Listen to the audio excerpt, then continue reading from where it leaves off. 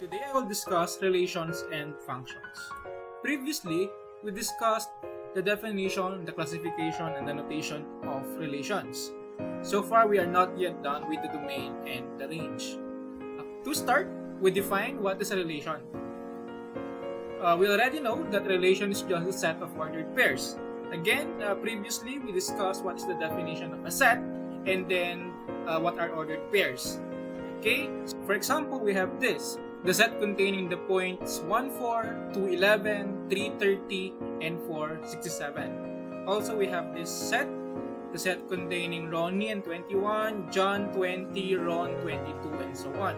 So in the first set, we can actually relate the x coordinates to the y coordinates or vice versa. In the second set, we can say that the y coordinates are the ages of these four people, Ronnie, John, Ron, and Johnny. Okay? Now, also we discussed classifications of relations. We have three. First one is the one-to-one relation, one-to-many relation, and then the many-to-one relation. Ano nga bang difference ng tatlong to? When we say one-to-one, we are referring to the coordinates. No two first coordinates share the same second coordinate, and no two second coordinates share the same first coordinate. Meaning, the pair of the x coordinate is unique as well as the y coordinates. For example,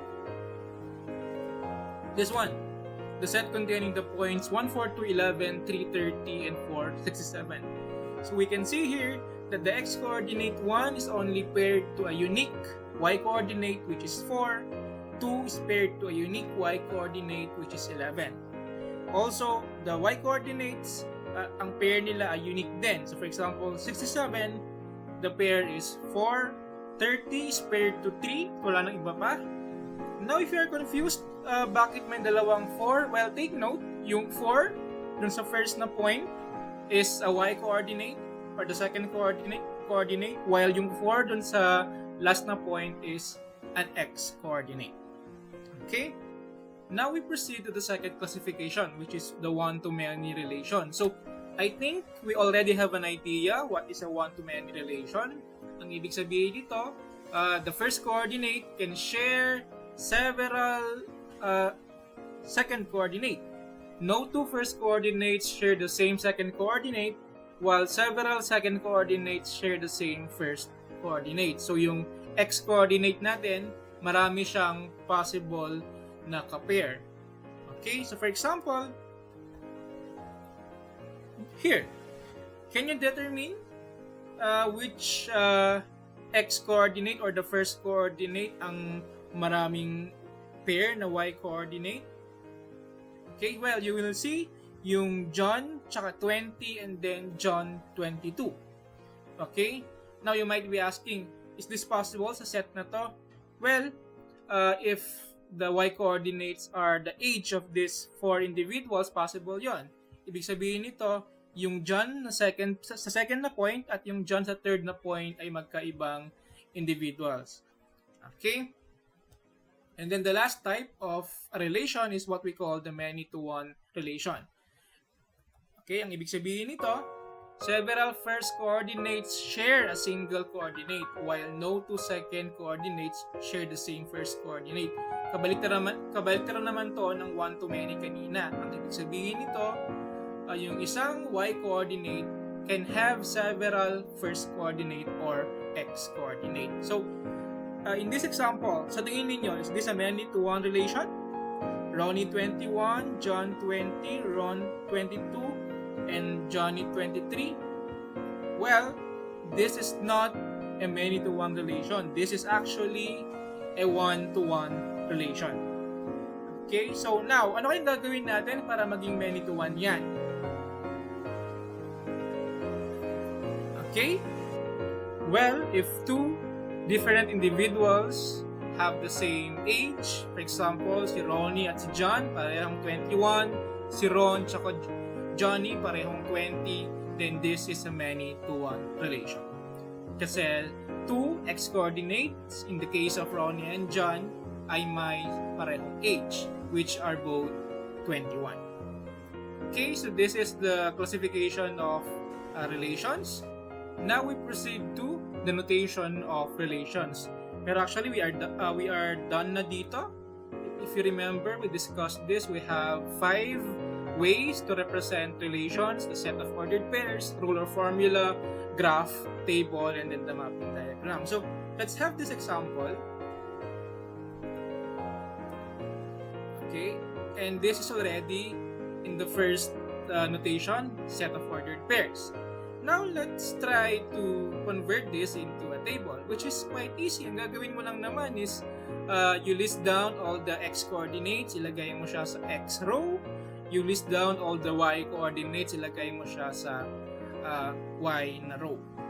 Okay? So, another representation is the mapping diagram. So, same lang din. You collect all the x coordinates, ilagay mo siya sa isang circle. Okay, those contain that circle contains the first coordinates, and then the other circle contains the y coordinates, and then you just connect those coordinates that are mentioned. For example, 1, 4, 2, 11, 3, 30, and 4, 67. Actually, mapping diagram is a very good way to determine the classification of the relation. For example, here it is obvious na the relation is 1-to-1 since, as you can see, x is paired to a single and unique y. Same as with the y coordinates, unique din yung mga kapair nilang x. Okay? Next is the ruler formula. Okay? But this one, I want you to think about it, kung ano yung pattern. Okay? Meron bang pattern or meron bang formula for the y coordinates based on the x coordinates? Okay, so think about it. Pause this video to solve it. Okay, the answer is this one. Y is equal to x cubed plus 3.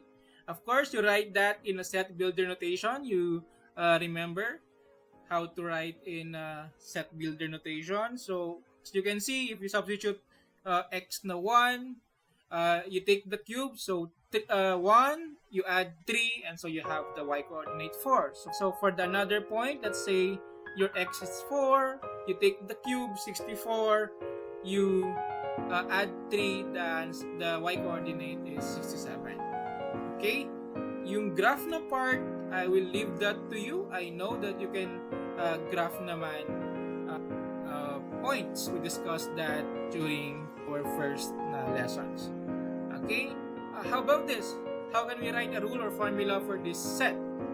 Well, sabi ko nga kanina, these are individuals. Okay? For example, the x are beside teachers. And then, the rule is, yung y is simply the age of teacher x. So, ibig sabihin, 21 is age ni teacher Ronnie, 20 is age ni teacher John, and so on. Okay?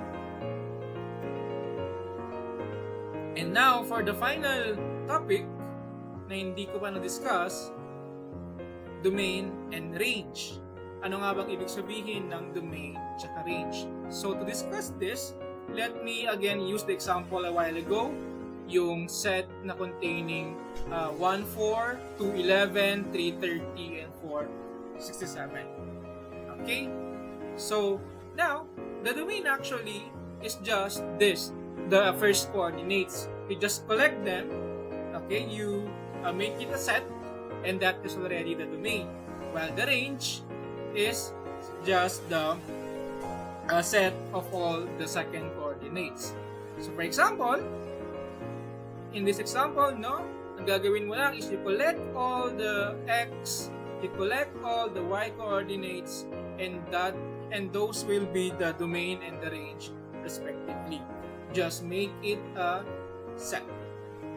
Okay, so let's have another example. For example, this set, the set containing the beside teachers with their corresponding ages. Okay, now the domain is, okay, think about it, you can pause this video. The domain is simply the set containing Ronnie, John, Ron, and Johnny, while the range is the set containing the ages, which are 21, 20, and 22.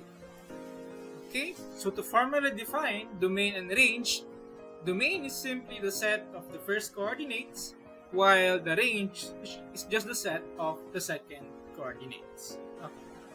Okay, so that's it. We discussed the definition, the classification, and then the notation, as well as the domain and range of relations. Thank you for listening.